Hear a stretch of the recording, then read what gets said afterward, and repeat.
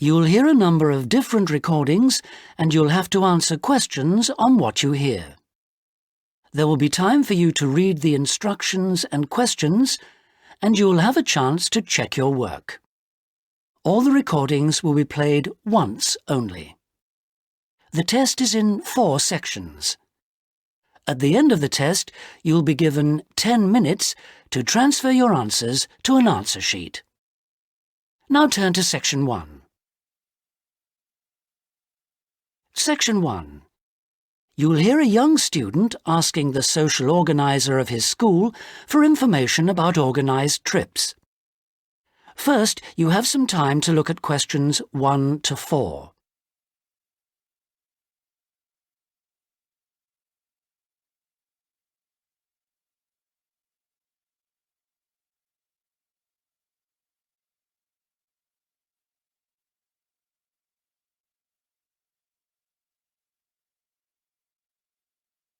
You'll see that there is an example which has been done for you.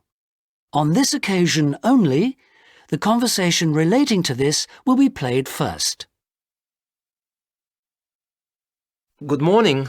Good morning. How can I help you? I understand that the school organizes trips to different... Yes, we run 5 every month. 3 during weekends and 2 Wednesday afternoon trips. There are 5 trips every month, so 5 has been written in the notes. Now we shall begin. You should answer the questions as you listen because you will not hear the recording a second time. Listen carefully and answer questions 1 to 4. Good morning. Good morning. How can I help you? I understand that the school organizes trips to different... Yes, we run 5 every month. 3 during weekends and 2 Wednesday afternoon trips. What sort of places? Well, obviously it varies, but always places of historical interest, and also which offer a variety of shopping because our students always ask about that. And then we go for ones where we know there are guided tours because this gives a good focus for the visit. Do you travel far? Well, we're lucky here, obviously, because we're able to say that all our visits are less than 3 hours' drive. How much do they cost? Again, it varies. Between £5 and £15 a head, depending on distance. Oh, and we do offer to arrange special trips if, there are more than 12 people. Oh, right. I'll keep that in mind. And what are the times normally? We try to keep it pretty fixed so that students get to know the pattern. We leave at 8:30 a.m. and return at 6 p.m. We figure it's best to keep the day fairly short. Oh, yes. And how do we reserve a place? You sign your name on the notice board. Do you know where it is? I saw it this morning. And we do ask that you sign up 3 days in advance, so we know we've got enough people interested to run it, and we can cancel if necessary, with full refund, of course. That's fine, thanks. Before you hear the rest of the conversation, you have some time to look at questions 5 to 10.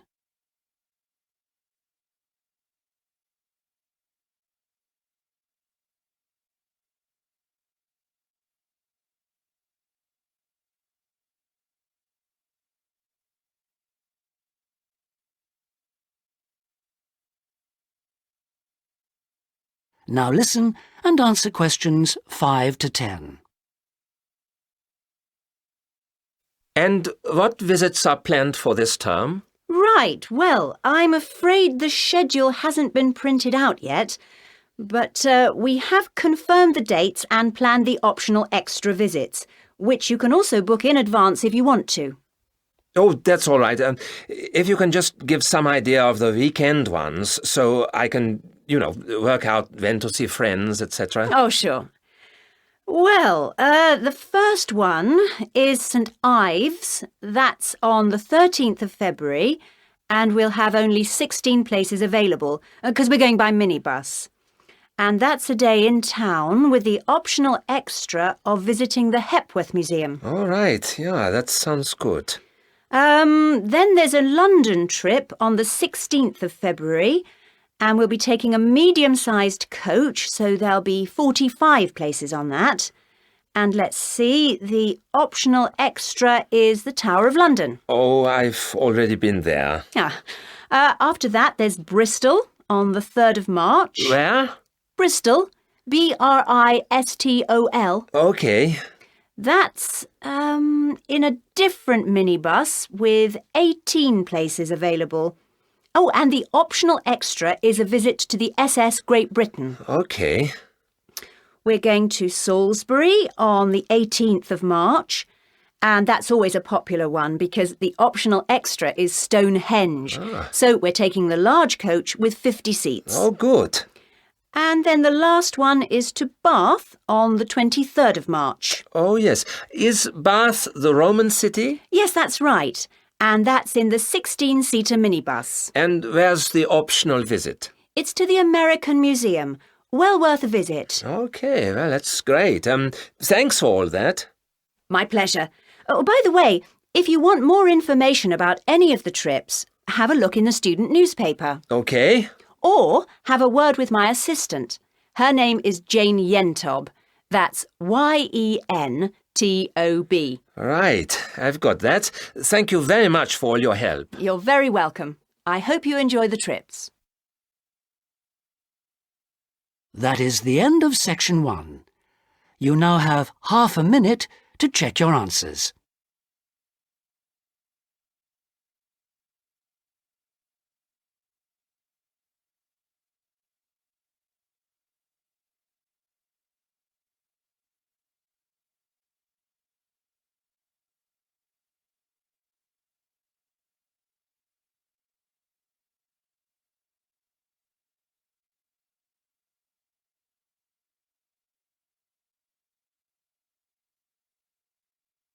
Now turn to section 2.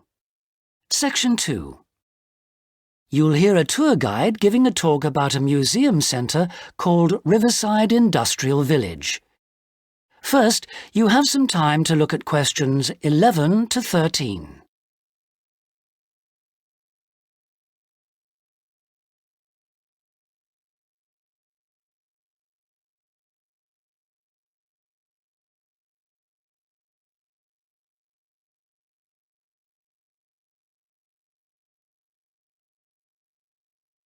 Now listen carefully and answer questions 11 to 13.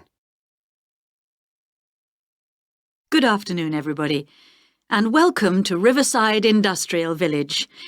To start your visit, I'm just going to give you a brief account of the history of the museum before letting you roam about on your own. I won't keep you long, OK? Now, from where we're standing, you've got a good view of the river over there. And it was because of this fast-flowing water that this site was a natural place for manufacturing works. The water and the availability of raw materials in the area like minerals and iron ore, and also the abundance of local fuels like coal and firewood, all made this site suitable for industry from a very early time. Water was the main source of power for the early industries, and some of the water wheels were first established in the 12th century, would you believe? At that time, local craftsmen first built an iron forge just behind the village here on the bend in the river. By the 17th and 18th centuries, the region's rivers supported more than 160 water mills, and many of these continued to operate well into the 19th century. But then the steam engine was invented. And then the railways came, and the centres of industry were able to move away from the rivers and the countryside and into the towns. So industrial villages like this one became very rare. So that's the history for you.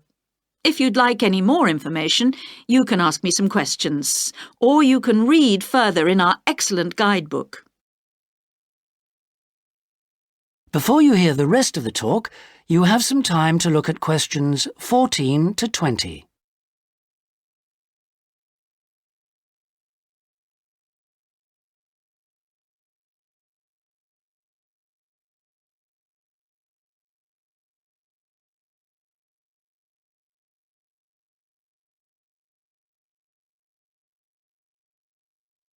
Now listen and answer questions 14 to 20. Now, I'm going to give you a plan of the site, and I'd just like to point out where everything is, and then you can take a look at everything for yourself.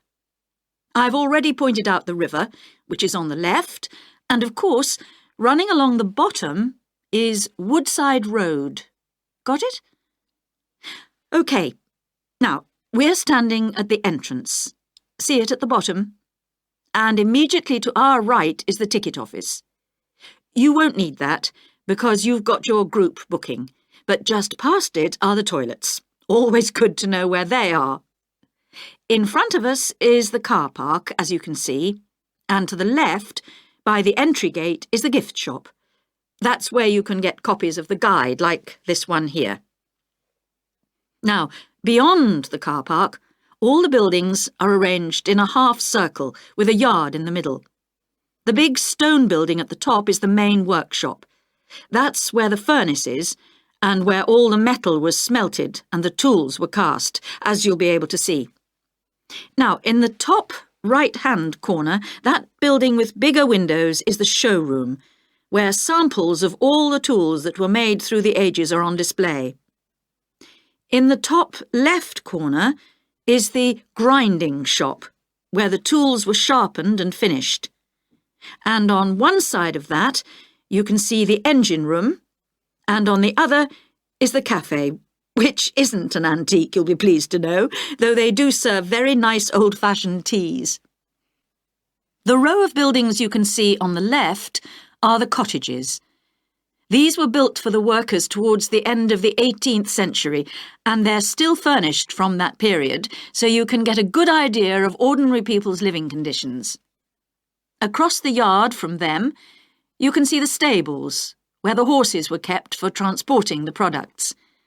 And the separate building in front of them is the works office, and that still has some of the old accounts on display. Right. If anyone wants a guided tour, then I'm starting at the engine room. If you'd like to come along this way, please, ladies and gentlemen. That is the end of section 2. You now have half a minute to check your answers.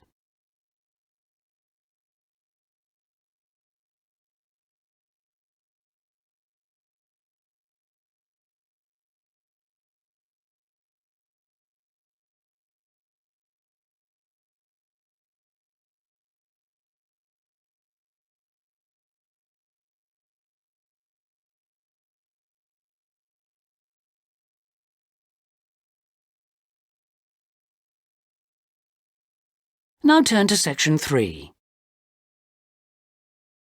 Section 3. You'll hear Melanie, a student, talking to one of her lecturers about her studies. First, you have some time to look at questions 21 to 27.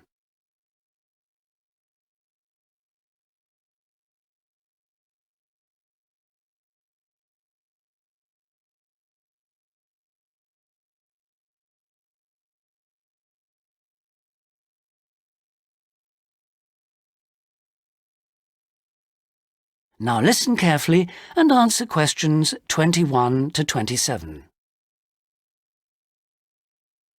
Excuse me, Dr. Johnson.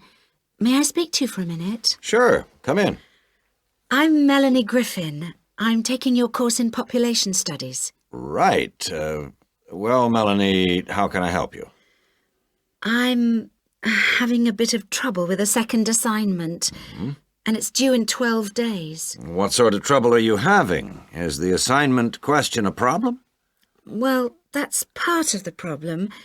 I've been having trouble getting hold of the books. I've been to the library several times and all the books are out. Sounds like you should have started borrowing books a bit earlier. Well, I had a really big assignment due in for another course, and I've been spending all my time on that, and I thought... You might get an extension of time to finish your assignment for me? If that's possible, but I don't know if... Well, yes, it is possible, but extensions are normally given only for medical or compassionate reasons. Otherwise, it's really a question of organizing your study. And we don't like giving extensions to students who simply didn't plan their work properly. What did you get for your first assignment? I got 87%. Yes, you did very well, indeed. So, obviously, you can produce good work.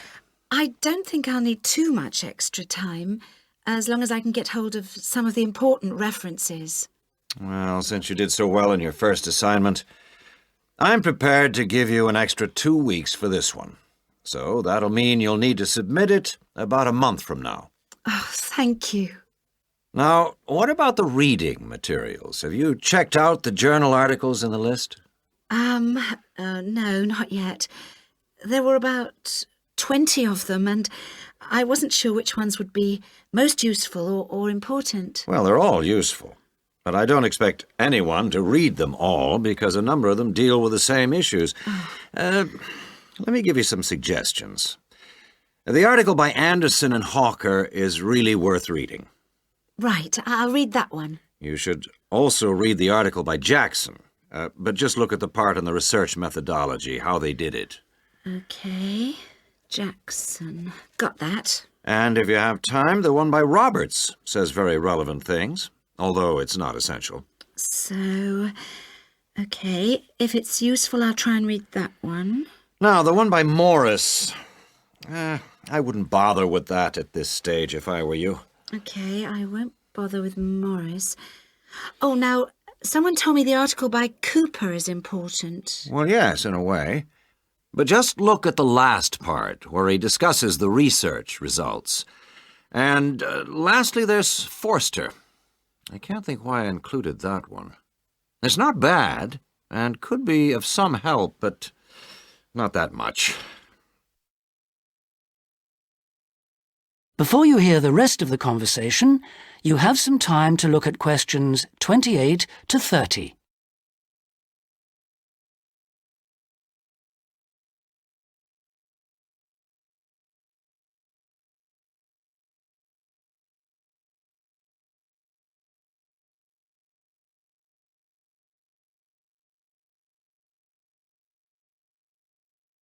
Now listen and answer questions 28 to 30. Now, let's deal with the assignment question. What's the problem there? It's the graph on page 2. What seems to be the problem? It's just the bar graph showing reasons why people change where they live. Well, I've got a photocopy, but the reasons at the bottom are missing. Ah, okay. Look at the first bar on the graph. Now, that indicates the number of people who move because they want more space. Oh, I see. Bar 1. Okay. Now, what about the next bar? Bar 2 is to do with the people living nearby, disturbing them. So they chose to move away to somewhere quieter. Now let's look at bar number 3. Another reason people change their place of living is because they want to be closer to the city. Okay. Proximity to the city is an issue. Now, bar number 4 refers to problems when the owner of the property won't help fix things that go wrong. In other words, the owner is not helpful, and so the tenants move out. Okay. Now, what about bar 5? Bar 5 is about those people who move because they need a bus or train to get them into the city or to go to work. Okay. And bar 6? Bar number 6 is interesting. That reason was given quite a lot. People moving because they wanted to be in a more attractive neighborhood. Oh, yes. Thank you very much. That is the end of section 3. You now have half a minute to check your answers.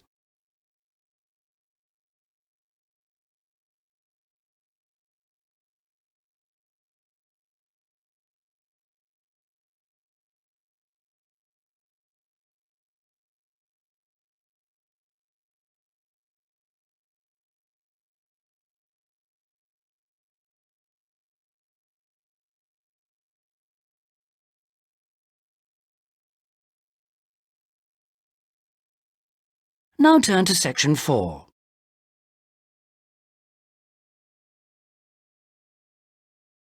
Section 4. You'll hear a talk on the subject of the urban landscape. First, you have some time to look at questions 31 to 40.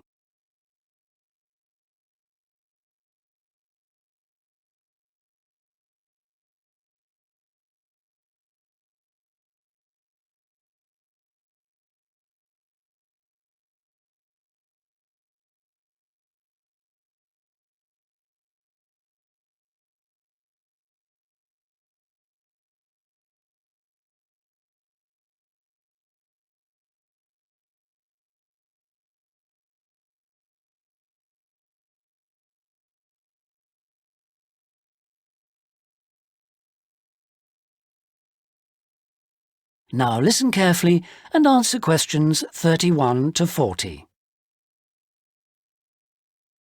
Good day, ladies and gentlemen.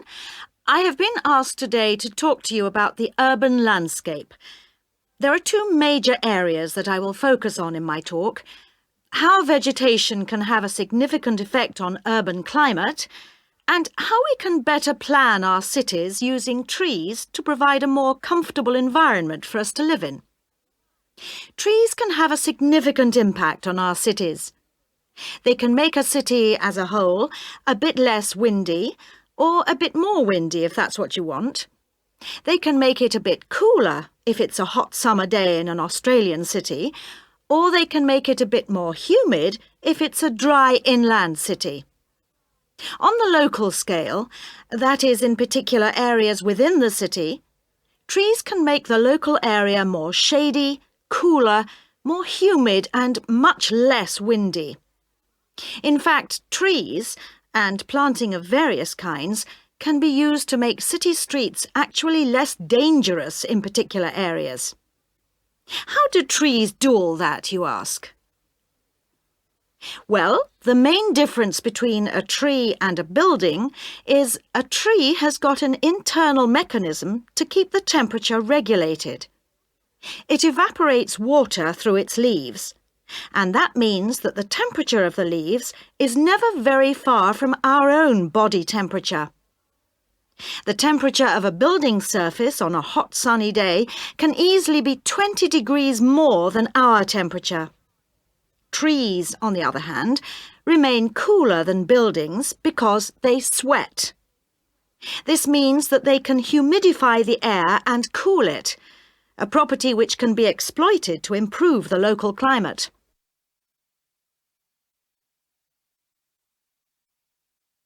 Trees can also help break the force of winds. The reason that high buildings make it windier at ground level is that as the wind goes higher and higher, it goes faster and faster. When the wind hits the building, it has to go somewhere. Some of it goes over the top, and some goes around the sides of the building, forcing those high-level winds down to ground level. That doesn't happen when you have trees. Trees filter the wind and considerably reduce it, preventing those very large, strong gusts that you so often find around tall buildings. Another problem in built-up areas is that traffic noise is intensified by tall buildings.